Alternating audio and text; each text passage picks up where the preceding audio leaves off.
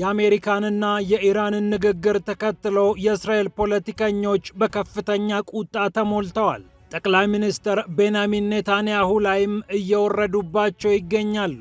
አንተ ለሐማስ ጥሩ ልትሆን ትችላለህ፣ ለሂዝቦላህ ወይም ለኢራን መልካም ልትሆን ትችላለህ፣ በፍጹም ለእስራኤል የምትሆን መሪ አይደለህም ብለው ተቃዋሚዎቻቸው እያብጠለጠሏቸው እየዘነጣጠሏቸው ይገኛሉ።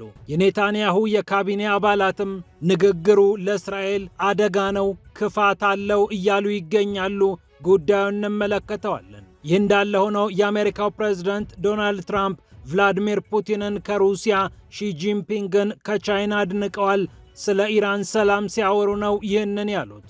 ይህ እንዳለ ሆኖ ሩሲያ አደገኛ ድሮኖችን እያመረተች ወደ አገልግሎት እያስገባች መሆኑ ታውቋል። ድሮኖቹን ከነመቆጣጠሪያ ማዕከላቸው እያዘመነች የምትገኘው ሞስኮ በቅርቡ ወደ ግንባር የምታሰማራቸው እነዚህ አዳዲስ ድሮኖች መነጋገሪያ ሆነዋል።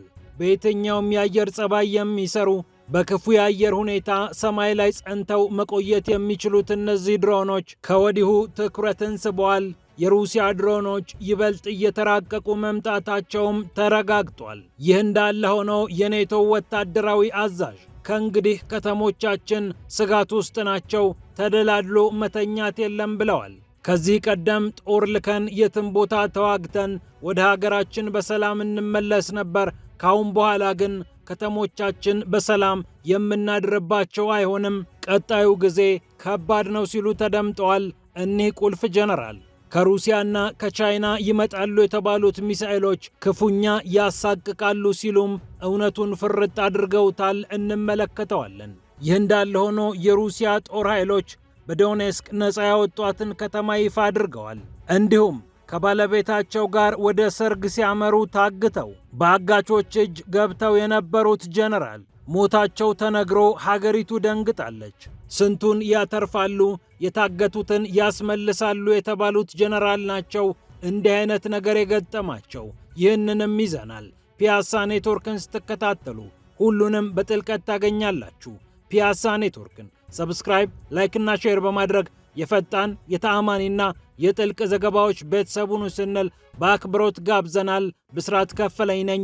አሁን ወደ ጉዳዮቻችን አለፍን።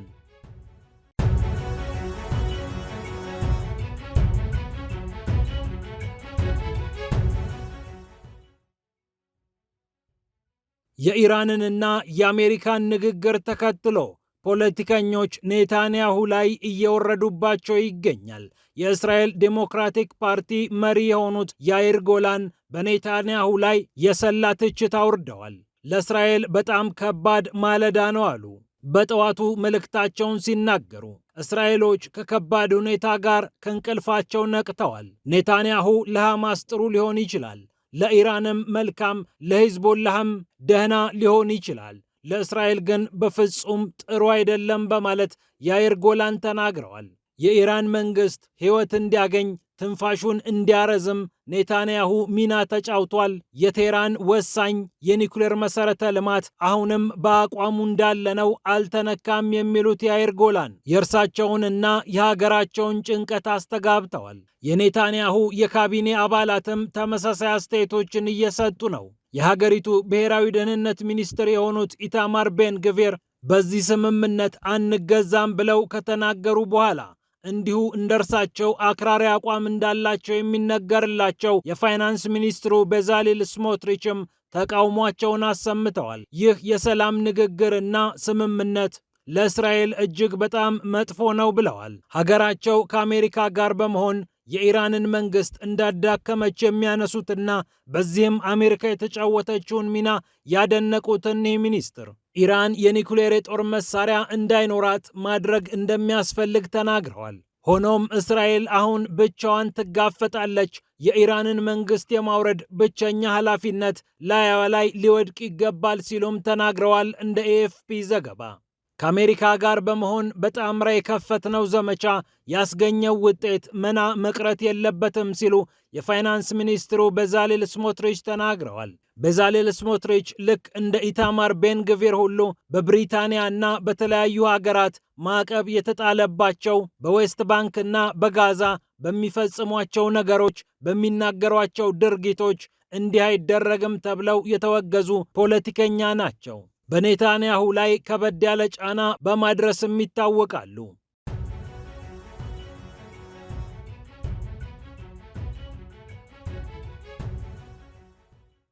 በሌላ በኩል ሩሲያ አደገኛ ድሮኖችን ለዓለም እያስተዋወቀች ትገኛለች። በቅርቡ ወደ ሥራ የምታስገባቸው ድሮኖች ልዩ ትኩረትን አግኝተዋል። በአስቸጋሪ የአየር ሁኔታ ውስጥ ግዳጃቸውን በሚገባ መወጣት ይችላሉ የተባሉት እነዚህ ድሮኖች ለፑቲንና ለሩሲያ ወዳጅ በሆነችው ቤላሩስ እንደሚገለጡም ታውቋል።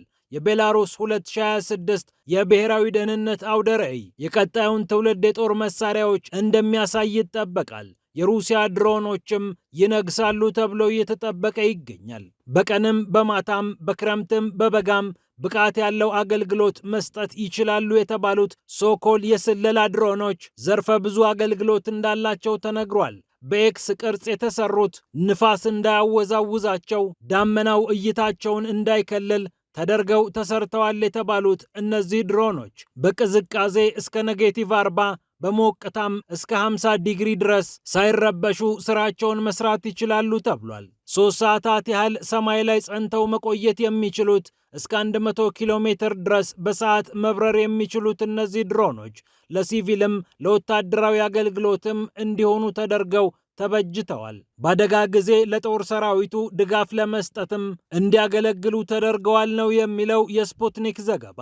ሩሲያ በድሮን ቴክኖሎጂ የበለጠ ላቅ ብላ እየመጣች እንደምትገኝ የሚያሳየው ሌላኛው ድሮን ደግሞ ኤስ-180 የስለላ ድሮን ይባላል። ወደ ላይ እስከ 3000 ሜትር ከፍ ብሎ መቃኘት የሚችለው ልዩ ልዩ ካሜራዎች የተገጠሙለት ለስለላ ብቻ ሳይሆን አደጋ ውስጥ የገባ ሰራዊትን ለማዳን የማዳን ተልዕኮ ይዞ መንቀሳቀስ የሚችለው ይህ ድሮን ከቤላሩስ ጋር በመተባበር እየተመረተ እንደሚገኝም ተሰምቷል። ይህ ድሮን በበራሪው ቴክኖሎጂ ብቻ ሳይሆን ምድር ላይ ሆኖ በሚቆጣጠረው የቁጥጥር ማዕከል ግራውንድ ስቴሽን ላይም ልዩ ልዩ ቴክኖሎጂዎች እንደተገጠመለት ታውቋል። በቀላሉ የሚንቀሳቀስ የመቆጣጠሪያ ጣቢያ አለው የተባለው ይህ ድሮን የሩሲያ አዲስ ወታደራዊ ቴክኖሎጂ ግኝት ሆኖ ተመዝግቧል። ብዙዎች እያደነቁት ነው። ይህ እንዳለ ሆኖ የሩሲያ ጦር ነፃ ወጣሁ የሚላቸው ከተሞችና አካባቢዎች ቁጥር እየጨመረ መጥቷል። በዶኔስክ በከፈተው ውጊያ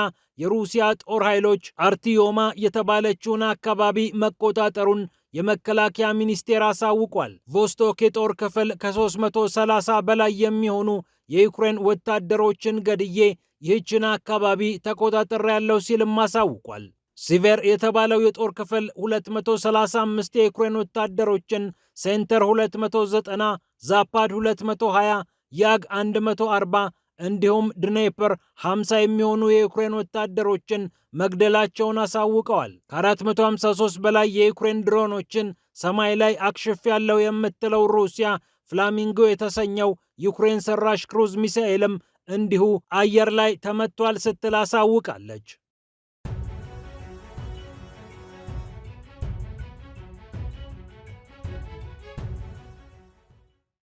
ይህ እንደተጠበቀ ሆኖ የኔቶ ወታደራዊ አዛዦች ከእንግዲህ የአውሮፓ ከተሞች ያለ ስጋት ተደላድለው መተኛት አይችሉም እያሉ ይገኛሉ።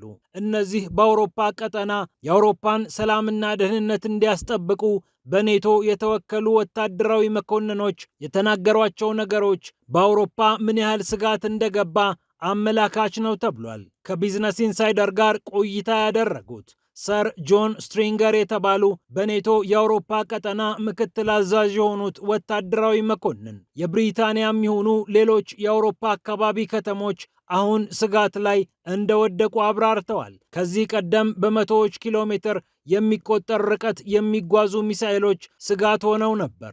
እነዚህ ሚሳኤሎች በተወሰነ የውጊያ ቀጠና ውስጥ ስጋት ይሆናሉ እንጂ ሀገራችን ቤታችን ድረስ ይመጣሉ ብለን አንሰጋም ነበር። አሁን ግን ርቀታቸው እየተሻሻለ በሺዎች የሚቆጠሩ ኪሎ ሜትሮችን የሚጓዙ አዳዲስ ሚሳኤሎች ተሰርተዋል። ድሮኖችም ከርካሽ እስከ ውድ እየተመረቱ ናቸው። ከዚህም በተጨማሪ ወታደራዊ ታክቲኩ እያደገ ነው። ዩክሬን ሩሲያ ምድር ውስጥ ድሮን አስገብታ በሩሲያ የተለያዩ የጦር መሳሪያዎች ላይ ጥቃት እንደፈጸመች የሚያስታውሰው ዘገባው እነዚህ ነገሮች ሲደማመሩ የአውሮፓ ከተሞች ከመቼውም ጊዜ በላይ ስጋት ላይ መሆናቸው ይታያል ይላል ስትሪንጀር። ሌላም ነገር ይጠቅሳሉ። ከዚህ ቀደም የብሪታንያ ወታደሮችን ብዙ ሺህ ማይል ርቀት አስጉዘን እናዋጋቸው ነበር። 2,000-3,000 ወታደሮችን ከብሪታንያ ራቅ አድርገን ስንልካቸው ወደ ሀገራቸው በሰላም ከተመለሱ በሀገራቸው ምንም አይጠብቃቸውም ብለን በራሳችን እንተማመናለን። ያ ጊዜ ግን አልፏል። አሁን ከተሞቻችንም ስጋት ውስጥ ናቸው። ከየትኛውም አቅጣጫ ሊወረወሩ የሚችሉ ድሮኖችና ሚሳኤሎች ስጋታችን ሆነዋል ሲሉ እኒህ ወታደራዊ ባለስልጣን ተናግረዋል። ታዲያ ስጋቱ ከሩሲያ ብቻ ሳይሆን ከቻይናም እንደመጣ ወታደራዊ መኮንኑ ይገልጻሉ። አሜሪካን መምታት የሚችሉ ሚሳኤሎችን በርቀት ደረጃ ሰርታለች የተባለችው ቻይና ለአውሮፓም ስጋት እንደሆነ ተነስቷል። ከእንግዲህ ተደላድሎ መተኛት ቀረ ነው እያሉ የሚገኙት የኔቶ ወታደራዊ አዛዦች፣ የአሜሪካ ጦርም በተመሳሳይ ከሩሲያ ጦርነት አስቀድሞ እንዲህ አይነት ስጋት ሊመጣ ይችላል የሚል ግምገማ እንዳለው ቢዝነስ ኢንሳይደር ዘግቧል።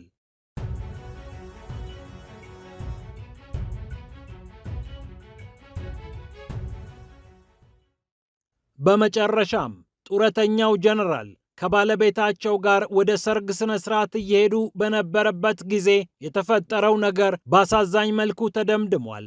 ራቤ አቡበከር ይባላሉ። የሜጀር ጀነራልነት ማዕረግ አላቸው። ናይጄሪያዊው ጀነራል የሀገራቸውን ጦር በቃል አቀባይነት፣ በመረጃ መኮንን ኃላፊነት አገልግለዋል። በርካታ የናይጄሪያ ዜጎች ሲታገቱ በአደባባይ ብቅ እያሉ ልናስመልጣቸው ዘመቻ ጀምረናል፣ ወታደራዊ ኦፕሬሽናችን በአክራሪዎች ላይ ድል ተቀዳጅቷል እያሉ በቴሌቪዥን መስኮት ሲናገሩ ይደመጣሉ። በተለይ ከ2015 እስከ 2017 እንደ አውሮፓውያን አቆጣጠር ድረስ ይህንን በማድረግ ይታወቃሉ። የናይጄሪያ ሰዎችም ለመልካቸው አዲስ አይደሉም። ከሰሞኑ የናይጄሪያ ጦር በመቶዎች የሚቆጠሩ ታጋቾችን አስመልሻለሁ ቢልም እርሳቸውንና ባለቤታቸውን ማስመለስ አልቻለም። ዘመቻ ጀምረናል፣ በጉዳዩ ላይ አስተያየት መስጠት አንችልም ሲሉ የነበሩት የናይጄሪያ ወታደራዊ ባለስልጣናት የቀድሞ ባልደረባቸውን ማዳን አልቻሉም። ከስኳርና ከደም ግፊት ጋር የተገናኘ ህመም ገጥሟቸው በዛው በታገቱበት ቦታ ሕይወታቸው እንዳለፈ ተሰምቷል። የአጋቾቻቸው ማንነት በቅጡ አለመታወቁም ሲያነጋግር ቆይቷል። ካትሲና በተባለችው በትውልድ አካባቢያቸው ለሰርግ ስነ ስርዓት ሄደው የነበሩት እኒህ ጀነራል ከባለቤታቸው ጋር ነው ታግተው የነበሩት። በመላው ናይጄሪያ ተመሳሳይ እገታዎች የቀጠሉ ሲሆን የናይጄሪያ ጦር በተደጋጋሚ ታጋቾችን የማስለቀቅ ዘመቻዎችን ሲያከናውን ቆይቷል። እንደ ቦኮ ሃራም ያሉ አደገኛ ቡድኖች በናይጄሪያ ሕዝብ ላይ ስቅየት እየፈጸሙበት እንደሚገኙ ይታወቃል። ፒያሳ ኔትወርክን ስትከታተሉ ስለቆያችሁ ክብረት ይስጥልን ብለናል። ፒያሳ ኔትወርክን ሰብስክራይብ፣ ላይክና ሼር በማድረግ የፈጣን የተአማኒና የጥልቅ ዘገባዎች ቤተሰቡን ስንል በአክብሮት ጋብዘናል። ሰላም ለዓለማችን።